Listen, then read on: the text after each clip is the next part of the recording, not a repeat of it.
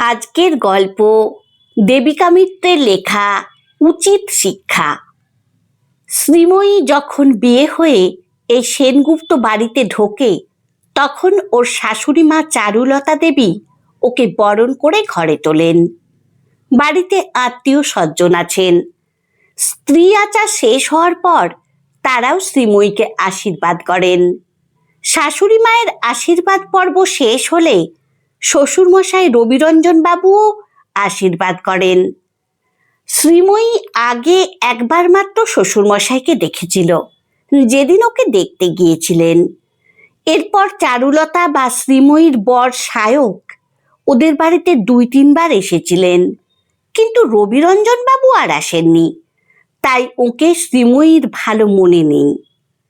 ওকে যখন আশীর্বাদ করছিলেন তখন শ্রীময়ীর পিসি শাশুড়ি উনার সাথে শ্বশুরমশাইয়ের আলাপ করিয়ে দেন। আসলে উনি বিয়েতেও যাননি। পরিচিত হওয়ার পর থেকেই শ্রীময়ীর উনাকে দেখে কেমন যেন লাগছিল। উনি যেন কেমন করে আছেন, যেন এই বাড়ির অতিথি। বউ ভাতের পর থেকে তেমন করে উনাকে দেখা যায়নি। আসলে শ্রীময়ী নতুন, তাই তেমন করে উনার খোঁজ করেনি। বাড়ির আত্মীয় স্বজনরাও বউ ভাতের 2 দিন পরে চলে যান। প্রথম রাতে সায়ক ওর সাথে সবার গল্প করে, এমনকি বাবার কথাও বলে। শ্রীময়ীর খুব ভালো লাগে শ্বশুরবাড়ির কথা শুনতে, কিন্তু সায়কের একটা কথার মানে শ্রীময়ী ওরফে শ্রী বুঝতে পারে না। সায়ককে জিজ্ঞেস করতেও কেমন যেন লাগে। সায়ক যখন ওর বাবা মায়ের কথা বলছিল তখন বলেছিল, এখন বাড়ি ভর্তি লোকজন আছে তাই বুঝতে পারছো না, বাড়ি খালি হলেই নাটক আরম্ভ হবে, অবশ্য একাঙ্ক, বলেই মুচকি হাসে। স্ত্রীর কানে কথাটা ধাক্কা দেয়, কিন্তু এর মানে জানতে চায়নি। স্ত্রীর ওর নিজের মায়ের একটা কথা খুব মনে পড়ে যায়। ওর মা বলেন, কৌতূহল ভালো, কিন্তু অতিরিক্ত কৌতূহল ভালো নয়। তাই চুপ করে যায় স্ত্রী। বাড়ি খালি, সবাই চলে গেছেন। ছিলেন তো শাশুড়ি মায়ের দিদি, বোন, ভাই আর ভাইয়ের বউ এবং তাদের পরিবারের সবাই, মানে বর ছেলেমেয়েরা। শ্বশুরমশাইয়ের দিদি এসেছিলেন বউ ভাতের দিন সকালে, তারপর উনাকে আর লক্ষ্য করেনি স্ত্রী। অষ্টমঙ্গলায় বাপের বাড়ি থেকে আসার 2-1 দিন পরে এক ভোরে শাশুড়ি মায়ের চিৎকার শুনে স্ত্রীর ঘুম ভেঙে যায়। সায়ককে স্ত্রী জিজ্ঞেস করে, কি হয়েছে বলো তো, মা এমন চিৎকার করছেন কেন, কারোর কি কিছু হয়েছে? সায়ক বলে, চুপ করে শুয়ে পড়ো, এখন উঠো না, তাহলে বাবা বিব্রত হবেন। তোমায় বলেছিলাম না সকাল সকাল এই বাড়িতে একাঙ্ক নাটক হয়, সেটাই শুরু হয়েছে। বলেই সায়ক ঘুমিয়ে পড়ে। স্ত্রী কান খাড়া করে শুনতে চেষ্টা করে, কিন্তু একটা কথারও মানে বুঝতে পারছে না।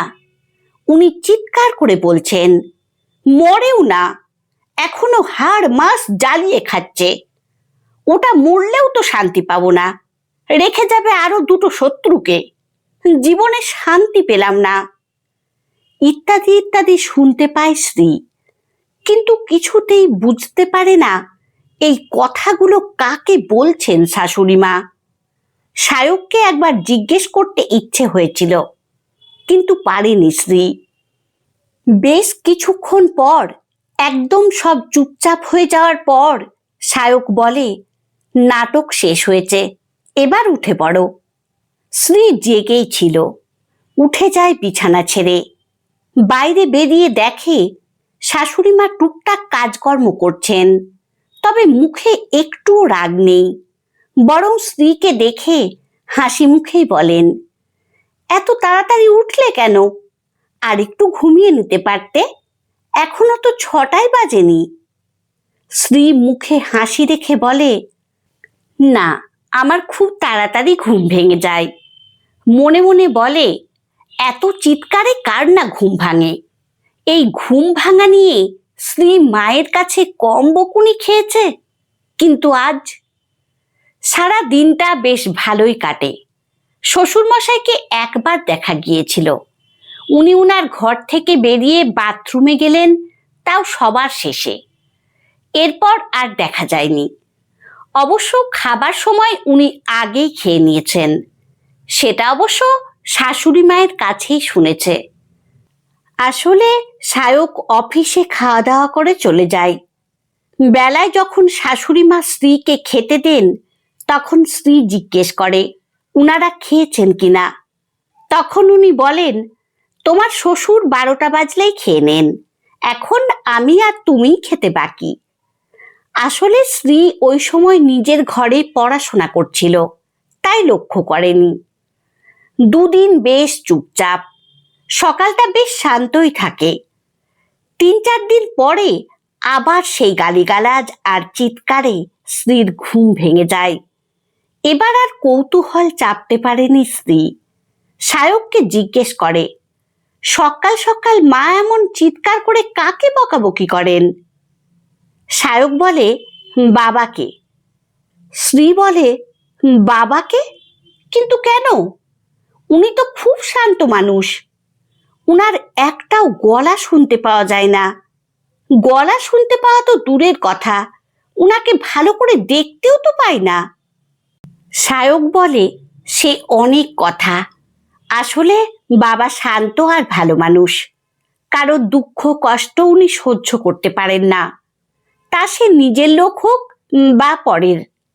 বাবা তার নিজের মা আর দিদিকে প্রতি মাসে টাকা দিয়ে সাহায্য করেন, সেটা মায়ের পছন্দ নয়, তাই বাবাকে এমন সব কথা বলে গালিগালাজ করেন। স্ত্রী বলে, কিছু মনে করো না যেন, এটা তো অন্যায় কথা। নিজের মাকে দেখবেন না? উনাকে টাকা মানে উনাকে দেখা, খাওয়ানোর পড়ানোর দায়িত্ব তো উনাদের দুজনেরই। সেখানে উনাকে টাকা দেওয়াটাকে সাহায্য করার কথা আসছে কি করে? আমি কিছুতেই এটা মেনে নিতে পারছি না। আমার ঠাম্মি তো আমাদের বাড়িতেই থাকেন, বলতে গেলে আমরাই উনার কাছে থাকি। আমরা ভাবতেই পারি না ঠাম্মিকে কিছু না দিয়ে খেতে। তুমি মাকে বোঝাও না কেন? সায়ক বলে, অনেক বুঝিয়েছি, কিন্তু মা বোঝবার পাত্রী নন। স্ত্রী বলে, কিন্তু এটা খুবই অন্যায়। আমি তো দেখলাম আমাদের বউ ভাতের 2 দিন বাদে উনার বাপের বাড়ির সবাই যখন চলে যাচ্ছেন, তখন উনি উনাদের আমার পাওনা শাড়ি থেকে শাড়ি আর অন্যান্য জিনিস দিলেন। পিসিমণিকে কি কিছু দিয়েছেন? দাঁড়াও, আমি মায়ের থেকে জানতে চাইব ঠাম্মি আর পিসিমণিকে কি দেওয়া হয়েছে। সায়ক বলে, সর্বনাশ করেছে, এমন কাজ করতে যেও না, তাহলে তোমাকেও বাবার দলে ফেলে দেবে।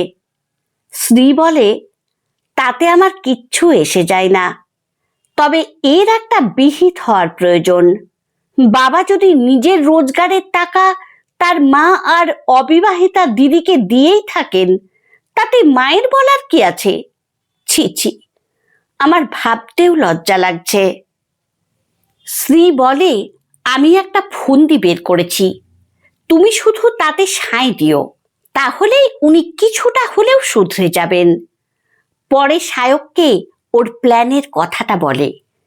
এইভাবেই কেটে যায় কয়েকটা মাস। স্ত্রী কথার ছলে চারুলতার কাছ থেকে জানতে পারে উনার শাশুড়ি মাকে কেন উনি সহ্য করতে পারেন না। আসলে চারুলতা খুব বড়লোক বাড়ির মেয়ে ছিলেন। উনার বাবা রবিরঞ্জন বাবুর চাকরি দেখে মেয়ের অমতে উনার সাথে বিয়ে দেন। চারুলতার শ্বশুরবাড়ির কাউকেই পছন্দ হয়নি, তাই বিয়ের পর থেকে অশান্তি আরম্ভ করেন। এই অশান্তি থেকে মুক্তি পেতেই উনার শাশুড়ি মা উনাদের আলাদা থাকতে বলেন। সেই থেকেই উনারা রবিরঞ্জন বাবুদের ভাঙাচোরা বাড়ি ছেড়ে চলে আসেন ঝাঁ চকচকে নতুন বাড়ি কিনে। ততদিনে সায়কের জন্ম হয়ে গেছে। রবিরঞ্জন বাবু কিন্তু উনার সাথে থাকতে চাননি, কিন্তু উনি উনার শ্বশুরমশাই আর নিজের মায়ের অনুরোধে আলাদা থাকেন। তবে প্রতি মাসেই মা আর দিদিকে যতটা সম্ভব টাকা দিতেন।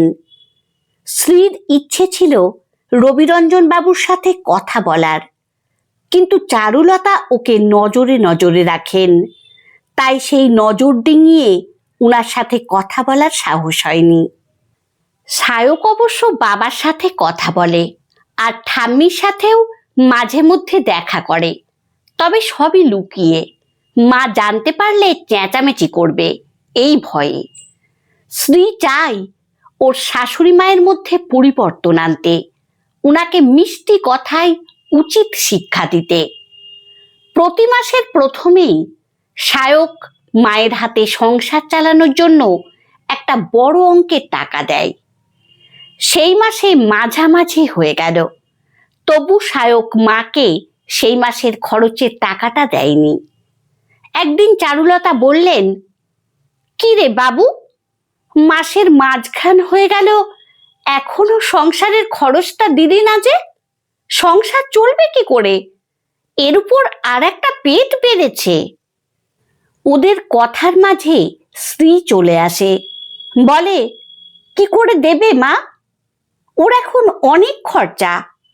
আমার পড়াশোনা আছে, শখ সাধ আছে, সেগুলো মেটাতেই তো ওর টাকা শেষ হয়ে যায়। তাছাড়া আমরা ঠিক করেছি সামনের মাস থেকে আমরা নিজেদের রান্না নিজেরাই করে নেব। আপনার রান্না খেয়ে আমার সহ্য হচ্ছে না, আমাদের খেতে দিতে হবে না। ইচ্ছে আছে আমাদের অফিস থেকে যে ফ্ল্যাট দেবে বলেছে সেখানেই চলে যাব।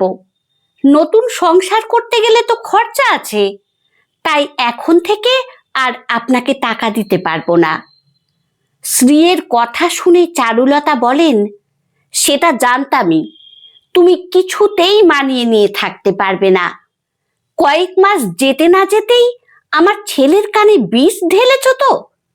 ঠিক আছে, তোমরা যেদিকে ইচ্ছে যাও, কিন্তু বাবুর কি বাবা মায়ের প্রতি কোনো দায়িত্ব নেই? কত কষ্ট করে ওকে মানুষ করেছি, এটাই কি তার প্রতিদান? শ্রী বলে, সব ছেলে মেয়েকেই তাদের বাবা মা খুব কষ্ট করে বড় করে, তাতে আলাদা করে আপনার কিছু কৃতিত্ব আছে বলে আমার মনে হয় না। যদি তাই আপনার মনে হয়, তাহলে সায়কের ঠাম্মির কি কষ্ট হয়নি সায়কের বাবাকে বড় করতে? শুনেছি তো উনি খুব অল্প বয়সেই বিধবা হয়েছিলেন, আর 2 ছেলে মেয়েকে খুব কষ্ট করেই মানুষ করেছেন। সায়ক তো বলল, ওর ঠাম্মি নাকি লোকের বাড়ি বাসন মেজে রান্না করে বাবাকে পড়াশোনা শিখিয়েছেন। এমনকি পিসিমণি নাকি তার একমাত্র ভাইকে পড়াশোনা করিয়েছেন নিজে পড়াশোনা ছেড়ে দিয়ে। তাদের যদি তাদের ছেলে বা ভাইয়ের উপর জোর না থাকে, তাদের কষ্ট যদি কষ্ট না হয়, তাহলে আপনার কষ্টকে কি করে মেনে নেব বলুন তো? দেখুন কেমন লাগে একমাত্র ছেলেকে ছেড়ে থাকতে, তার থেকে মা ডাক না শুনে থাকতে। এতগুলো কথা সায়কের বাবা সব শুনেছিলেন এবং হাসছিলেন। চারুলতা ভাবতে পারেননি এত বড় আঘাত উনার জন্য অপেক্ষা করছিল।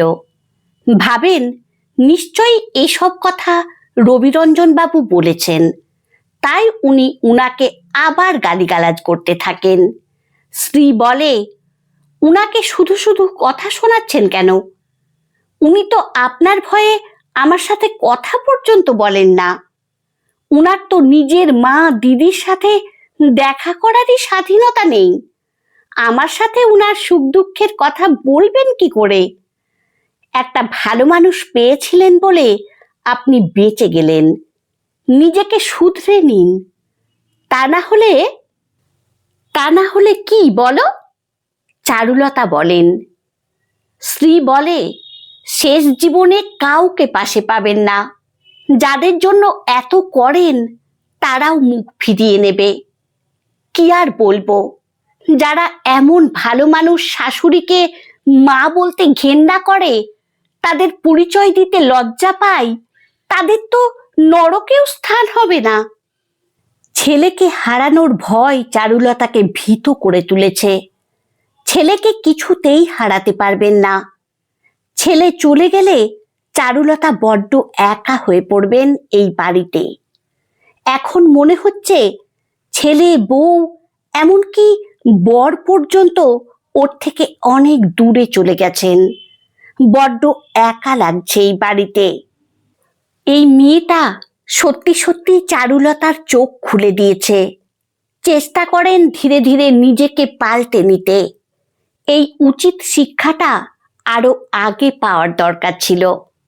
খুব চেষ্টা করেন নিজের আপনজনদের কাছে টেনে নিতে। ধীরে ধীরে শাশুড়ি মা আর বড় ননদকে কাছে টেনে নেওয়ার আপ্রাণ চেষ্টা করে। তবে স্ত্রী উনার সব সংকোচ দূরে সরিয়ে দিয়ে ঠাম্মি আর পিসিমণিকে এই বাড়িতে নিয়ে আসে। রবিরঞ্জন বাবু খুব খুশি এমন বৌমা পেয়ে। এতদিন বাদে এই সেনগুপ্ত বাড়িটা পরিপূর্ণ হলো। সত্যি সত্যি এই সংসারে এবার স্ত্রী ফিরে এলো, বাড়ির বউ স্ত্রীর দৌলতে। আমার গল্প পাঠ যদি আপনাদের ভালো লেগে থাকে তাহলে লাইক, কমেন্ট ও শেয়ার করে দেবেন। ধন্যবাদ।